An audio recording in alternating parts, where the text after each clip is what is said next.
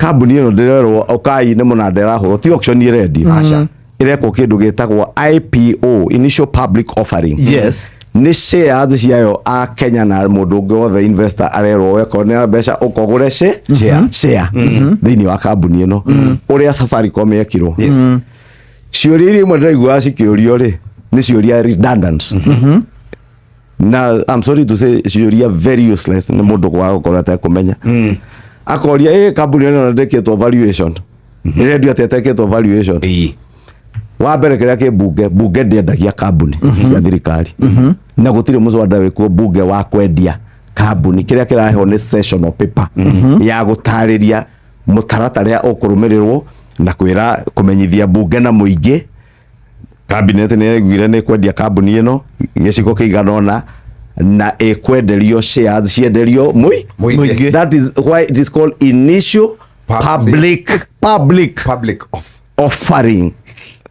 Riu ri reke ndikie hau ciuri ringi iroragio aruti a wira megwikwo atia reke ngucokie baranginyo na kuu thutha Kenje ni ya miaka 15 miaka 20 thiru ri say 25 years ago Kenje ni ari kambuni iganaga atia itana privatizwo akambuni kaiganaga uguo umuthe igana atia andikite ndo igana Safaricom kare kambuni kaiganaga atia umuthe ni undu wa gwika IPO ya Safaricom ikienderio muingi ni kambuni igana atia. No kinya twanjie kugia na meciria ma gukuria na gucenjia kambuni ino erendio niki rough estimate tarake agwire maybe Kenya Pipeline worth for argument's sake say $5 billion.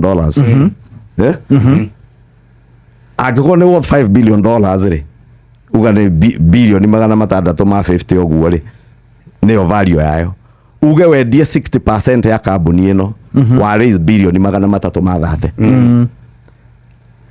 It is ni meciria ma gukuria na guthie na mbere tondu no tuikare na kiganda kiu hau gitirahe value bururi uria kiagire gukorwo gikimihe tondu hena bureaucracy cia muranire wa kambuni cia thirikari. Korwo tuturaga na Telcom uria yari ici thimu cia Safaricom thingire nacio na maundu maria manene twenda mo nginya mangi tiga andu akwandikwa aria meyandikite na gukunja nginya aya mitandao wa mawira maria mararutwo mitandao-ini. Koguo tura derive value he kambuni wa urehaga umitwaraga into private hands ku enhance efficiency.